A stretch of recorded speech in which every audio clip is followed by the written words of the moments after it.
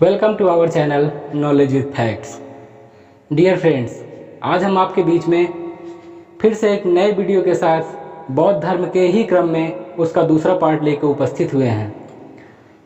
जैसे कि मैंने पहले पार्ट में आपको बौद्ध धर्म के बारे में, साथ ही साथ गौतम बुद्ध की पूरी जीवनी के बारे में क्रमशः एक एक घटनाओं का वर्णन किया और संभवतः आपको वो पार्ट बहुत ही अच्छा लगा होगा।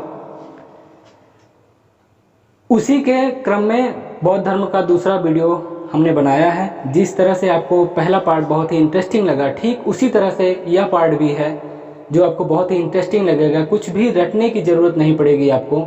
इस तरह से ये पूरा वीडियो बनाया गया है जिसे आप एक बार बिना वीडियो स्किप किए आप देखिएगा और मैक्सिमम आप इसे 1 या 2 बार देखेंगे, इसके सारे पॉइंट्स क्लियर हो जाएंगे। एग्जाम की दृष्टि से जो जो भी चीज़ इसमें पूछे जाते हैं वो सब मैंने बारी बारी से रखने की कोशिश की है।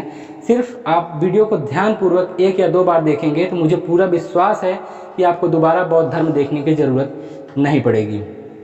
दोस्तों, जैसे हमने पहले पार्ट में देखा कि बौद्ध धर्म में किस तरह गौतम बुद्ध का जन्म हुआ, वो किस तरह अपने प्रारंभिक जीवन के संघर्षों से जूझते रहे और उनके जीवन की हर घटनाओं के बारे में हमने क्रमबद्ध तरीके से पढ़ा। हमने ये भी देखा कि उन्होंने किस तरह ज्ञान की प्राप्ति की, उसके बाद उनकी मृत्यु किस तरह से हुई, कैसे उनकी मृत्यु हुई, उनके सबसे परम शिष्य कौन थे और उनकी माता प्रजापति गौतमी जो उनके प्रिय शिष्य आनंद के द्वारा उन्हें पहली बार बौद्ध धर्म में प्रवेश मिला।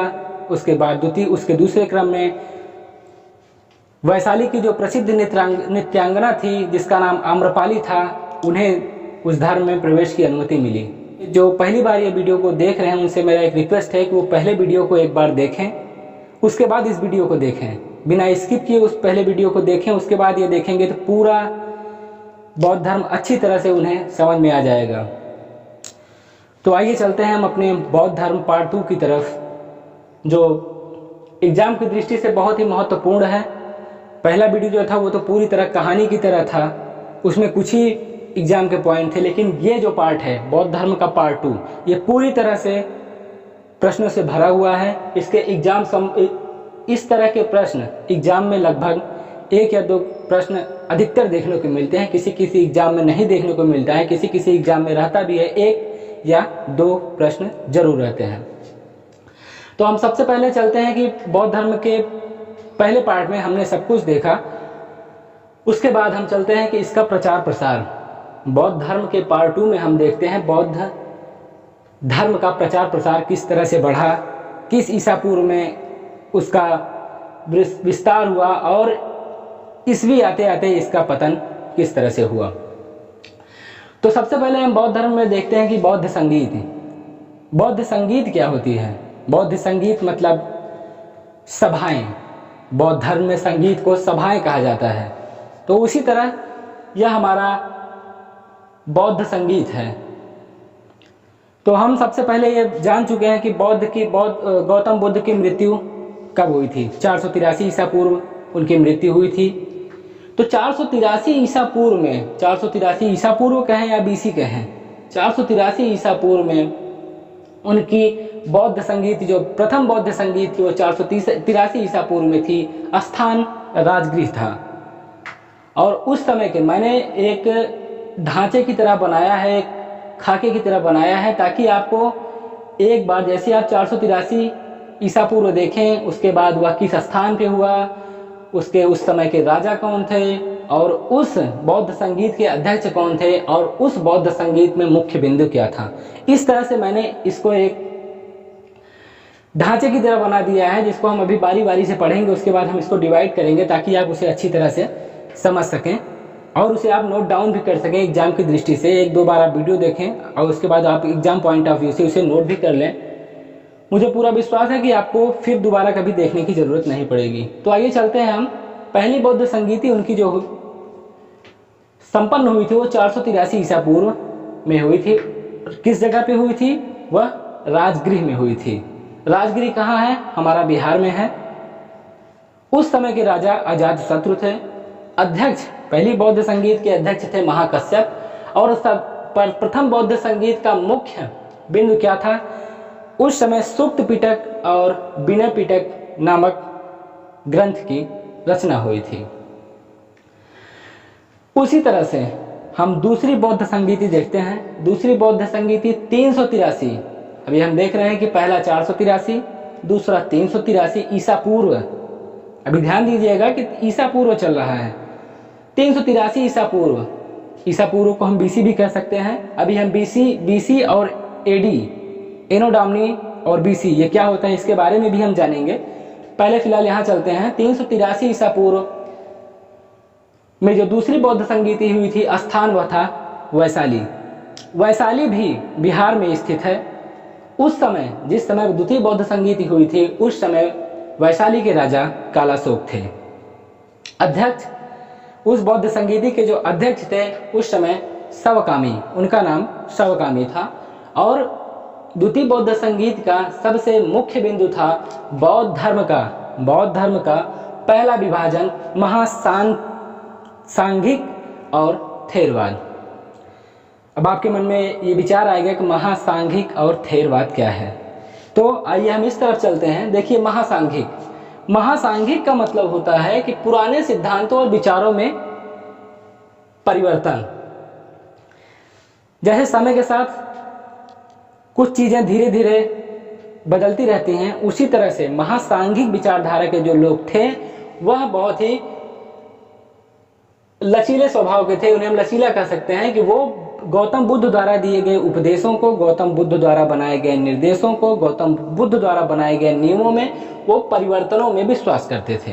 उन्हें हम महासांघिक कहते थे। और ठीक उसके विपरीत हमारा दूसरा थेरवाद एक अलग विचारधारा के लोग थे, जो ये विश्वास करते थे कि गौतम बुद्ध ने जिस तरह से जो उपदेश दिया है, उन्होंने जो नियम बनाए हैं, हम उसमें कोई परिवर्तन नहीं करेंगे।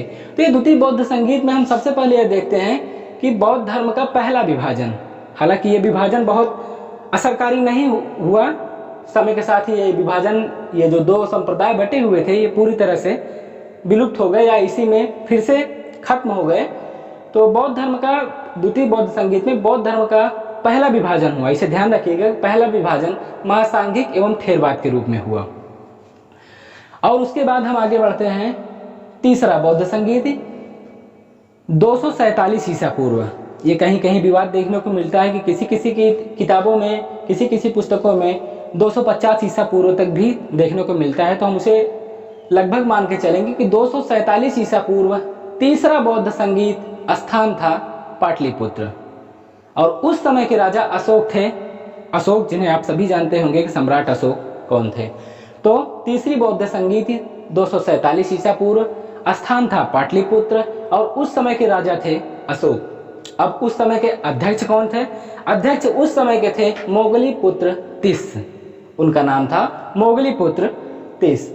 मुख्य बिंदु इनमें सबसे इंपॉर्टेंट जो है, मुख्य बिंदु है, इस तीसरी बौद्ध संगीत के दौरान एक सबसे त्रिपिटक नाम का ग्रंथ था, उसका सबसे अंतिम रचना अभिधम्म पिटक की रचना हुई। किस बौद्ध संगीत में? तीसरे बौद्ध संगीत में। अब उसी के क्रम में हम आते हैं अपने चौथे बौद्ध संगीत की तरफ। चौथा बौद्ध संगीत यहाँ पे देखिए 247 ईसा पूर्व था, पर चौथा बौद्ध संगीत होता है हमारा 102 ईस्वी में। अभी देखिए यहाँ पे बीसी लिखा था, इसमें भी बीसी लिखा था, इसमें भी बीसी लिखा था, यहाँ पे एडी है। अब चौथा बौद्ध संगीत जो है वो 102 एडी, स्थान कुंडलवन। और उस समय के राजा थे कनिष्क।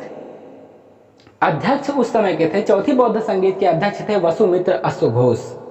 इसे ध्यान रखिएगा, खासकर ये चीजें बहुत ध्यान देने योग्य है कि किस बौद्ध संगीत में कौन से स्थान पे कब कब कौन कौन सी बौद्ध संगीतियां हुई, उस समय के राजा कौन कौन थे, अध्यक्ष कौन कौन थे और मुख्य बिंदु क्या था। तो ये चलते हैं चौथे पॉइंट की तरफ। 102 ईस्वी में स्थान था कुंडलवन, उस समय के राजा थे कनिष्क, अध्यक्ष थे वसुमित्र अश्वघोष। और सबसे बड़ा परिवर्तन इस चौथे बौद्ध संगीत में होता है बौद्ध धर्म का विभाजन, जो आगे चल के बहुत ही प्रसिद्ध होता है, क्योंकि महासांघिक और थेरवाद कुछ ही दिन में वो शून्य हो गए, खत्म हो गए। लेकिन ये बौद्ध धर्म का जो चौथे बौद्ध संगीत में विभाजन हुआ, जो उभर के सामने आया, वह था हीनयान और महायान। हीनयान महायान हमने किताबों में पढ़ा होगा, इंटर में पढ़ा होगा कि हीनयान और महायान, बीए करने वाले विद्यार्थी अच्छी तरह से जानते होंगे कि हीनयान और महायान क्या है। फिलहाल जो नहीं भी जानते हैं उनके लिए मैं बता दूं कि हीन बौद्ध धर्म दो विभाजनों में बट गया, जो हीनयान और महायान कहलाया।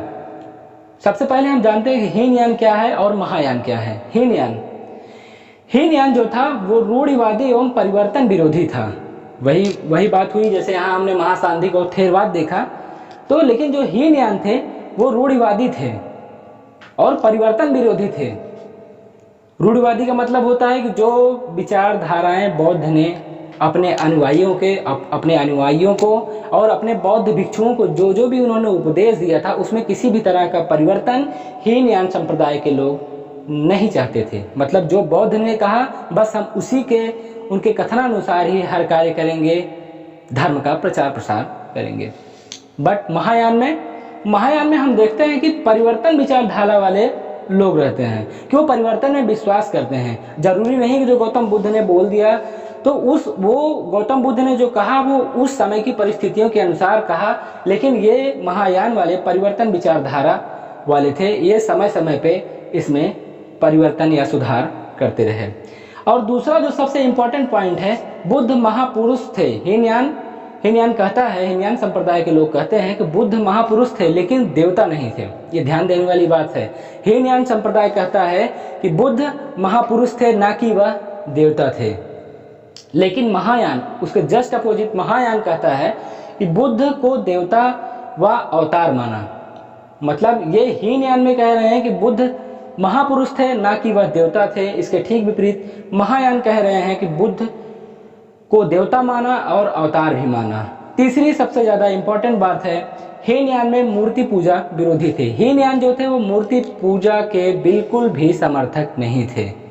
इसे भी ध्यान रखिएगा कि हीनयान संप्रदाय के लोग मूर्ति पूजा के बिल्कुल भी समर्थक नहीं थे। इसके ठीक विपरीत महायान संप्रदाय के लोग मूर्ति पूजा में विश्वास करते थे और मुख्य आदर्श इनका था बोधिसत्व।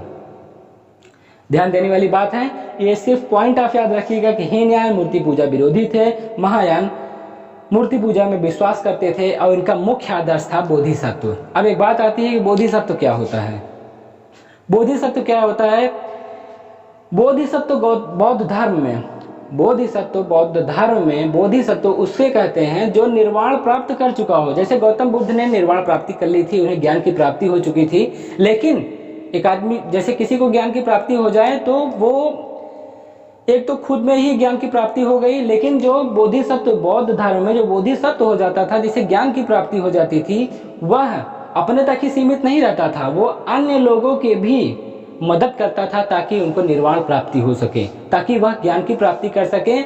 वह उस मार्ग में उनको मार्ग प्रशस्त करता था, उनको विचार बताता था, उनको मार्गदर्शन करता था कि आप किस तरह से तप करें, किस तरह से ध्यान करें कि आपको ज्ञान की प्राप्ति हो। तो ये हमारा बोधिसत्व हो गया। अब आइए हीनयान की तरफ फिर से चलते हैं। हीनयान जो था संभवतः मुख्यतः श्रीलंका, दक्षिण भारत, बर्मा और थाईलैंड, लगभग इन्हीं देशों में ये फला फूला बढ़ा। और महायान जो था वो उत्तर भारत, चीन, जापान और तिब्बत में फैला। तो हम यहाँ पे अब आपकी एक चीज़ और हम क्लियर करा दें। जैसे हमने यहाँ पे BC देखा फिर AD देखा। अब एक बात आई होगी कि BC क्या है, AD क्या है। तो हम आपके लिए यहाँ पे एक छोटा सा चार्ट बनाए हैं जिससे आपको BC और AD क्लियर हो जाएगा कि BC और AD क्या है। हम BC और AD को समझने से पहले आपको एक ग्राफ की तरह दिखाते हैं कि ये जैसे मान लीजिए ये सेंटर है। सेंटर में हम ये समझ लेते हैं कि इसे हम 0 मान लेते हैं। जहां बर्थ ऑफ जीसस क्राइस्ट लिखा है इसे हम 0 मान लेते हैं। और BC का फुल फॉर्म होता है कि before the birth of Jesus Christ. BC before the birth of Jesus Christ. और उसके ठीक विपरीत या उसी की तरह ठीक AD मतलब एनो डोमिनी BC और AD को और भी किसी तरह से लिखा जाता है, जिसे हम कहीं कहीं देखते हैं BC की जगह BCA लिखा रहता है। तो BCA का क्या मतलब होता है, जैसे यहाँ before the birth of Jesus Christ हो गया, उसी तरह BC का कहीं कहीं देखने को मिलता है कि बिफोर कॉमन इरा।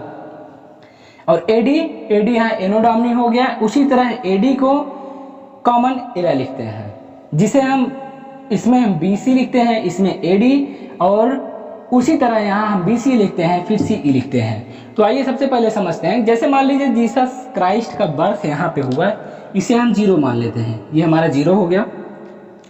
अब 0 से जब हम ऊपर की तरफ बढ़ेंगे तो ये हमारा माइनस होगा। जैसे ये सपोज दैट मान लीजिए जीसस क्राइस्ट का यहाँ पे बर्थ होता है, उनका जन्म होता है, इसके जब ऊपर बढ़ेंगे तो 100, मतलब आप ऊपर से नीचे चलिए, देखिए 400 BC, 300 BC, 200 BC, 100 BC, उसके बाद आ जाता है 0, जहाँ पे जीसस क्राइस्ट का जन्म होता है। जीसस क्राइस्ट के जन्म को हम 0 मान लेते हैं। अब इसके बाद जैसे ही हम नीचे की तरफ बढ़ेंगे तब से हमारा ईस्वी शुरू हो जाता है। यहाँ पे फिर से एक समझिए, 400, 300, 200, 100, उसके बाद यहाँ 0। अब इसके बाद जैसे जैसे हम यहाँ से नीचे चलते चलेंगे, आज 2020 चल रहा है, उसी क्रम में उसे हम ईस्वी कहते हैं। तो ये हमारा BC और AD हो गया। आइए हम अपने अगले पॉइंट की तरफ चलते हैं। उसके बाद ये हीनयान और महायान संप्रदाय हो गया। जब ईस्वी शुरू हुई 6वीं ईस्वी से 8वीं ईस्वी के बीच में एक और संप्रदाय ने जन्म लिया, जिसका नाम था वज्रयान। जो गुप्त काल के समय में उभरा वो वज्रयान था। वज्रयान के बारे में एक सबसे बड़ी बात यह है कि वज्रयान जिस समय इसका उत्थान हुआ, जिस समय यह आया, ये आडंबरों से भरा हुआ था। बौद्ध धर्म का ही संप्रदाय था, लेकिन ये पूरी तरह आडंबर से भरा हुआ था, अंधविश्वास से भरा हुआ था, जिसे हम बौद्ध धर्म के पतन का कारण भी मान सकते हैं।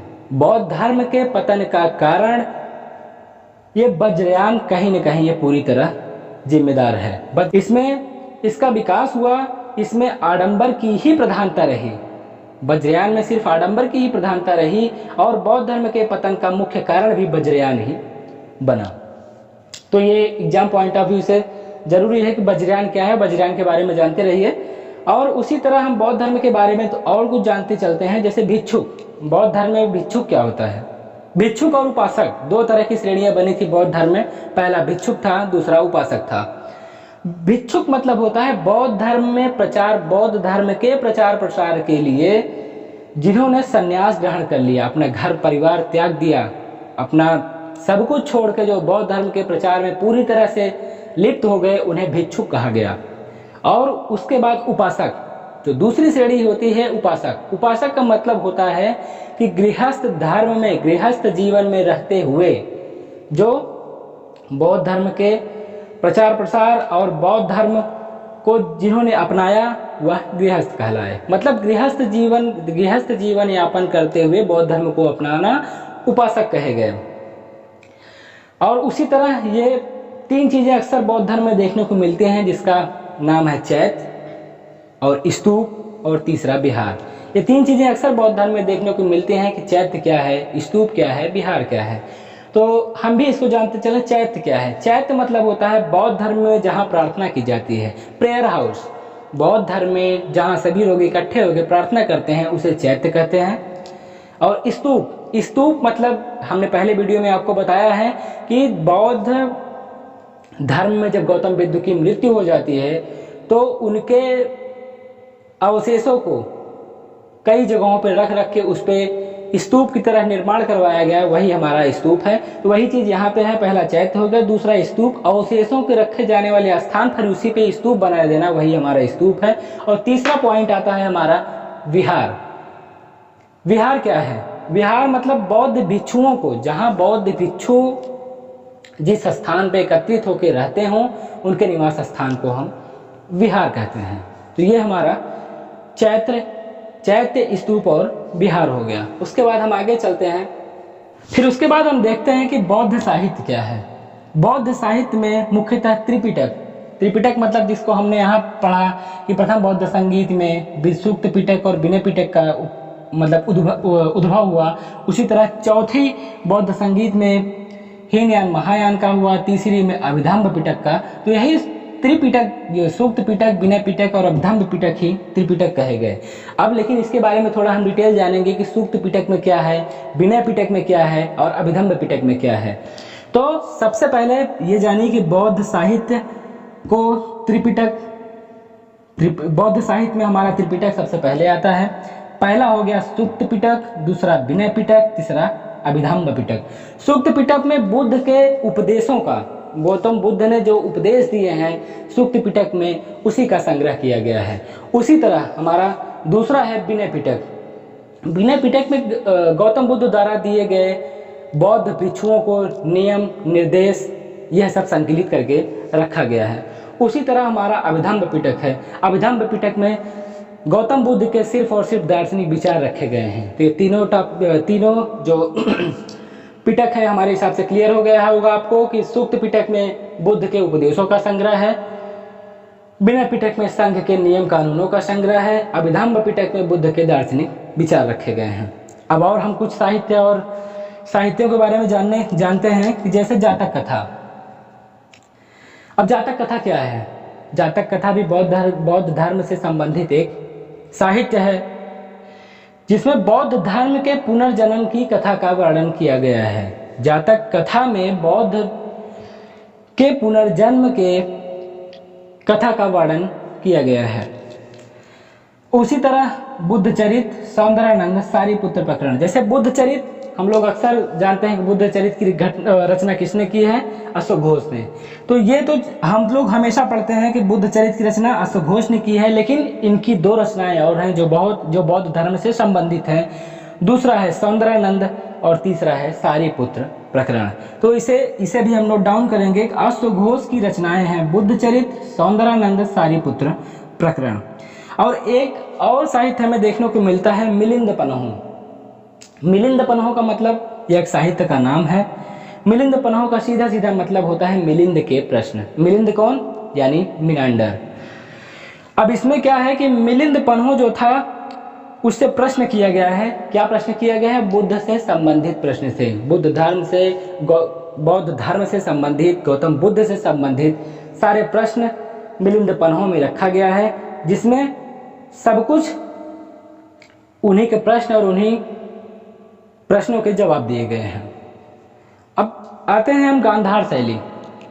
जो बौद्ध धर्म की मूर्तियां हैं, बुद्ध की मूर्तियां प्रायः गांधार शैली में निर्मित की गई हैं। यह एक एग्जाम पॉइंट ऑफ व्यू से बहुत ही इम्पोर्टेंट है कि बौद्ध धर्म में बुद्ध की मूर्तियां किस कला के अंतर्गत बनाई गई हैं। तो इसे आप ध्यान रखिएगा कि गांधार शैली के अंतर्गत।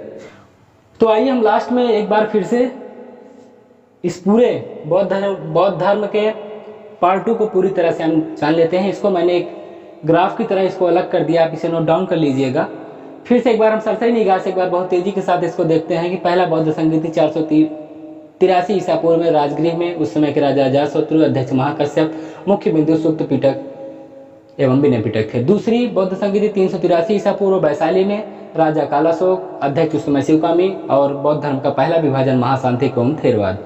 तीसरी बौद्ध संगीति 247 ईसा पूर्व बीसी पाटलिपुत्र, अशोक उस समय के राजा थे, अध्यक्ष उस समय मोगली पुत्र तीस थे और मुख्य बिंदु अभिधम्म पिटक।